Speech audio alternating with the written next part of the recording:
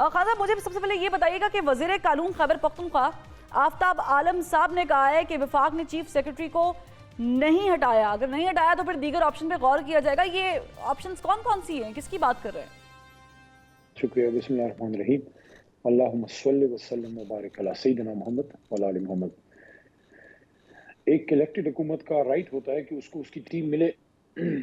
अगर सूबाई हुकूमत को उसको अपनी मर्जी की मतलब ये है कि आपने एक केयर टेकर सेटअप से स्विच ओवर किया एक इलेक्टेड हुकूमत की तरफ, तो एक वजीर आला का हक होता है कि वो बेस्ट से बेस्ट ऑफिसर जो है वो चुन सके।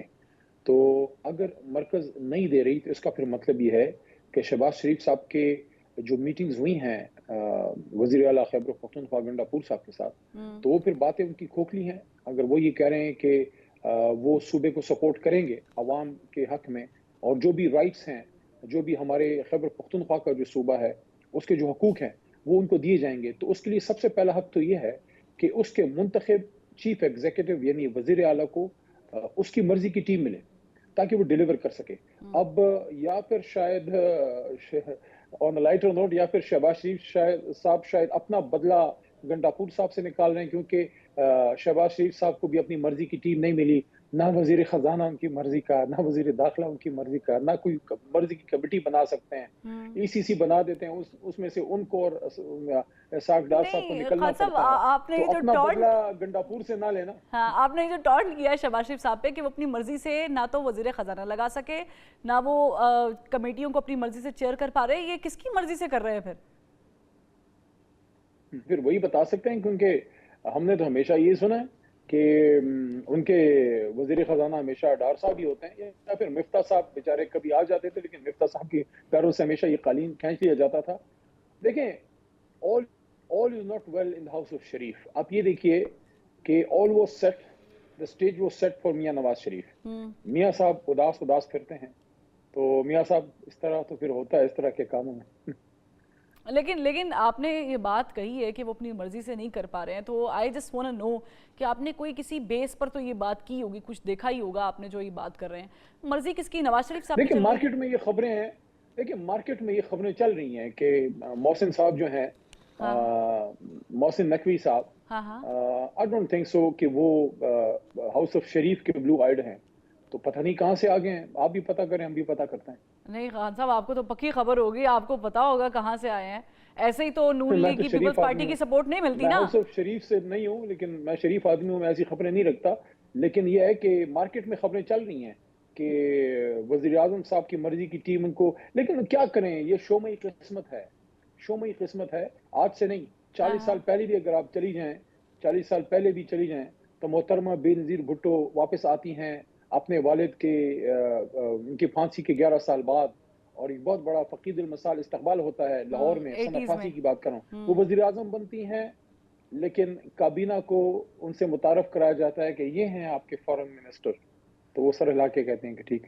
I got your reference. बिल्कुल, आप बड़ा मशहूर वाकया बता रहे हैं, आप बड़ा मशहूर वाकया कोट कर रहे हैं खान साहब। तो आपको लगता है कि वो जो मोहतरमा बेनज़ीर भुट्टो के साथ हुआ था वो हो गया है नून लीग के साथ, वो वाला काम कि अपनी मर्जी नहीं चलने दे रही?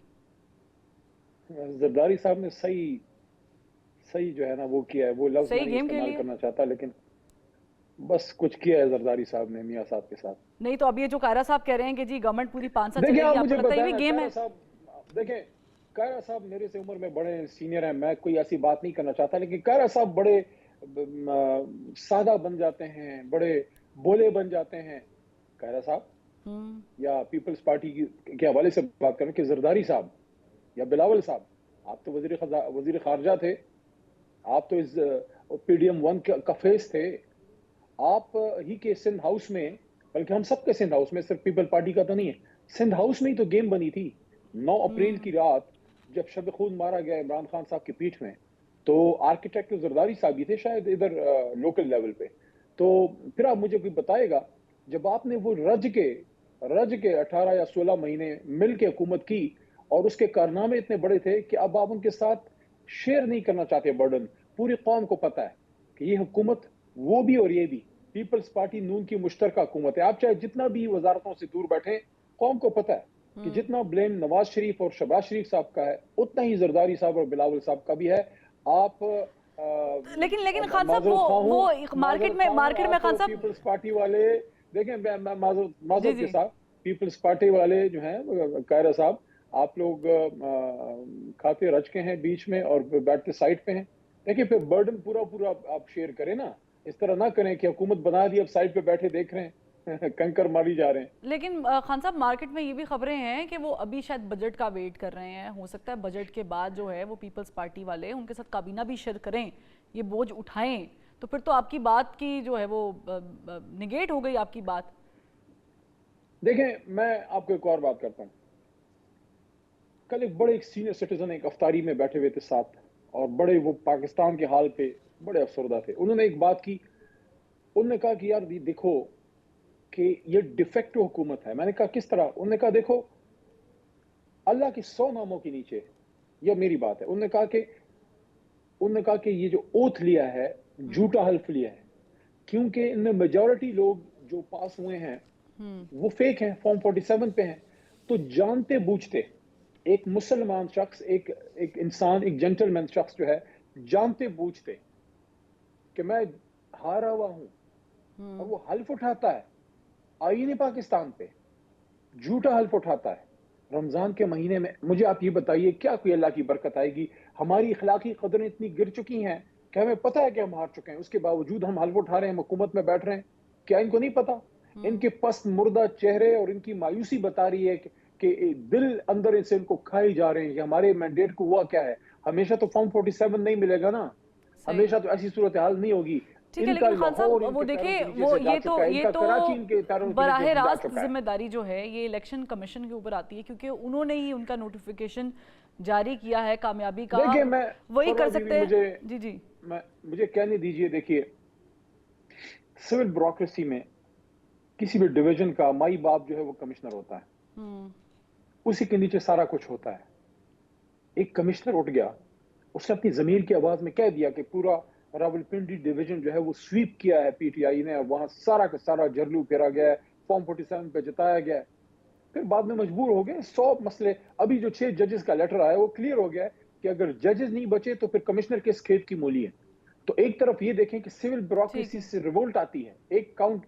اچھا دوسرا, ہائی کورٹ سے 6 ججز لیٹر لکھتے ہیں, اگر کسی بھی ایک ایسا ملک جہاں اخلاقی قدریں زندہ ہوں اور آئین پہ کچھ بھی عمل ہوتا ہو, ایسا کچھ ہو جائے در و دیوار ہل جاتے ہیں. یہاں پہ کیا ہوا ہے؟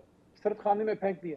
کہ جن سے گلا ہے آپ یہ بتائیں, جن پہ حرف آیا ہے, جن پہ ان 6 ججز صاحبان نے بلیم لگایا ہے کہ ان کی طرف سے یہ ہوا ہے, اس سارے سیٹ اپ کو ہیڈ جو ہے وزیر اعظم کرتے ہیں ٹیکنیکلی. آپ نے وزیر اعظم کو کہہ دیا کہ اپنے خلاف آپ انویسٹیگیشن کریں. دیکھیں nobody can be a judge in their own cause. ہم سمجھتے ہیں, ہماری جماعت سمجھتی ہے, میں بطور وکیل اپنی یہ رائے ہے, ایز اے وکیل میری رائے ہے. پولیٹیکل ورکر کے طور پہ تو میں جماعت کے ساتھ ویسے بھی میری ڈیوٹی ہے, میں کھڑا ہوں گا, لیکن ایز اے وکیل بھی میں یہ سمجھتا ہوں کہ یہ ہمارے محترم چیف جسٹس پاکستان اور ہمارے محترم سپریم کورٹ کی ڈیوٹی ہے کہ وہ ان بردر ججز کی جو ریزرویشن ہے, انہوں نے کیا ریزرویشن لگائی ہے, ان کے رشتہ داروں کہتے ہیں ہمارے رشتہ داروں کو اٹھا لیا, چلے ٹھیک ہے, میں یہ آپ ان کی ویڈیوز بنی ہیں, کون انویسٹیگیٹ کرے گا؟ ٹھیک ہے, آپ یہ بڑا انٹرسٹنگ پوائنٹ کروں گا, جی شہباز شریف کریں گے.